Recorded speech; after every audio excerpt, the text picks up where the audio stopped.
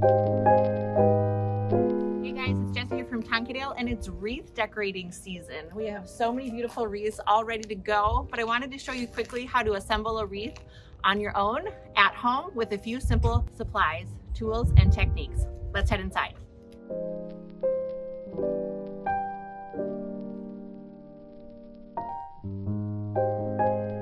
All right, here we are in our design space. We're going to start out with a simple 24-inch brazier for wreath. We have sprayed this previously with a product called Wilt Stop. This is a product that we use on all of our fresh evergreen products to help keep the moisture in so that your arrangements, wreaths, pots, etc. stay fresh all season long. If you buy a wreath here at Tonkadale, it will already have been sprayed with Wilt Stop. So you're good to go there. We have a 24-inch wreath. We have a couple of tools we need to talk about. I have a pruner for pruning things that were once living and are now not. I have my wire cutter for trimming any of our artificial stems. They generally have wired stems, and a nice scissor for cutting ribbon. So those are my tools. My supplies are quite simple. I have the medium-sized zip ties, which you can grab at the hardware store.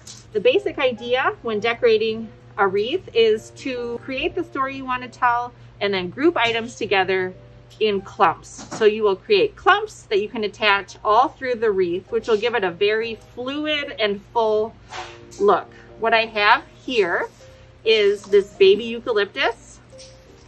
I have the seeded eucalyptus with these very beautiful blushy pods. And then I chose this periwinkle blueberry, and the velvet ribbon will tie it all together. All of these items are suitable for outdoors. The fresh items will dry and dehydrate when they're outdoors, and the ribbon will hold up just fine. Let's get started. What I like to do first is prepare my greens.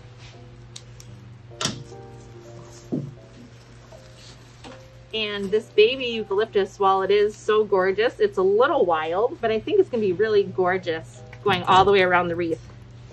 So what I wanna do is pull off these bottom leaves and give it a trim at the appropriate length.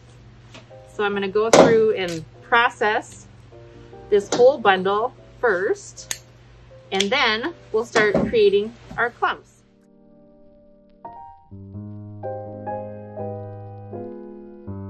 All of my eucalyptus trimmed, so I will set that aside.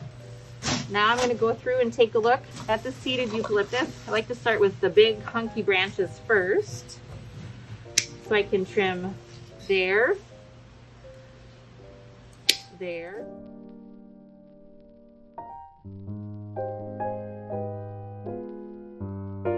Look at that, all trimmed and beautiful. It smells amazing. Next, we're going to get our berries. We'll open them up, wake them up, and trim them to the correct length using the wire cutter.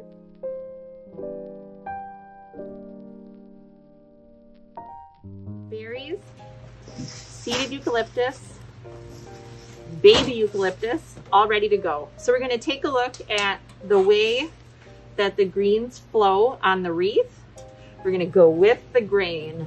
Since this baby eucalyptus has so much movement, what I'm gonna do is poke everything in kind of one item at a time, keeping in mind that I want 6 areas of attachment. So we'll get started with our largest item first.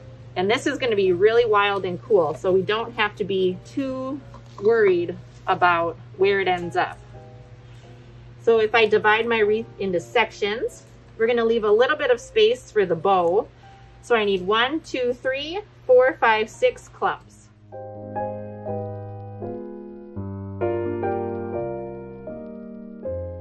Hey, looking really good and really wild. Next, we'll start with our chunkiest pieces of seeded eucalyptus, and we'll get those going with each clump.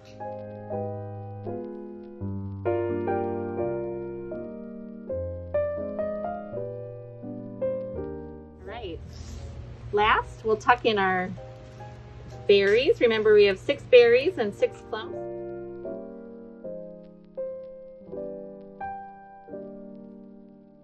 All right, it's coming together. Now all we need to do is attach all of our items to the wreath form. What we want to do is get in as close to the wreath form as possible with our zip tie. Make our way in. And you want to hear that zip sound when you pull it nice and tight.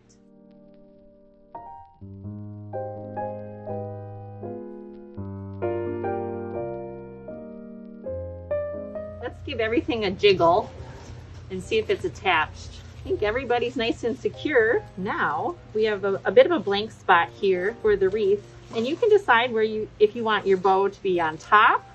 Do you want it off to the side, or would you like it on the bottom? That's kind of up to you. I'm going to put my bow on the top right here. First, I think we should go around the back and trim our zip ties with the wire cutter. I'm gonna show you how to make a bow. I like to use the taped wires to secure my bow and then fasten it to the wreath. We do have these for sale at the store. They're basically just a green wire covered in floral tape, which makes them sticky and strong. To make my bow, I'm gonna do 5 loops and 3 tails. All right, I'm coming in from a different angle. When I'm making a bow, I like to just pinch a tiny length here, and then I start making my loops.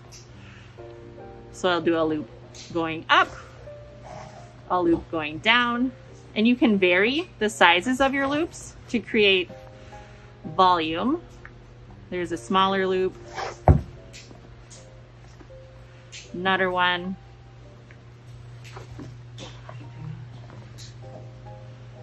my last loop, and then I'm going to make 3 tails. I want my tail to be as long as the diameter of the wreath. So to make 3 tails, I have 1 length of ribbon. I double it back to make a large loop.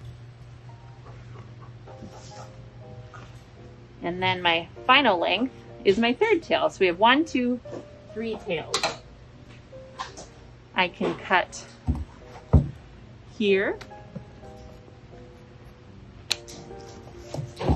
Then I'll take my taped wires and secure the middle of my bow. Don't worry about if it looks perfect or not. What you really need to make sure happens is that it gets nice and tight.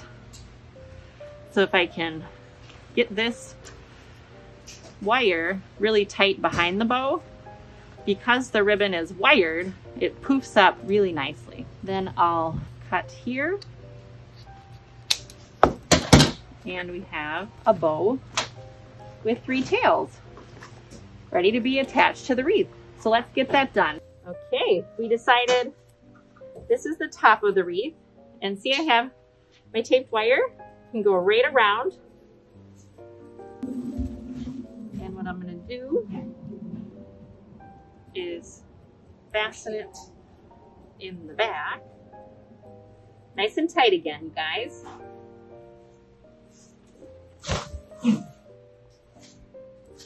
I like to just give each ribbon end a fold, like a little hem, and then I have 3 tails, so I'm going to make kind of 3 different sections and fasten my ribbon tails to the wreath.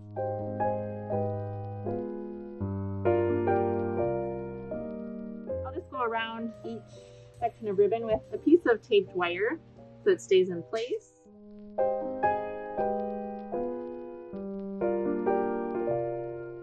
Fluff the ribbon to your satisfaction. We'll go in and give them a little hem, give our ends a little finishing touch. Press all of your friends from 6 feet apart. Gorgeous.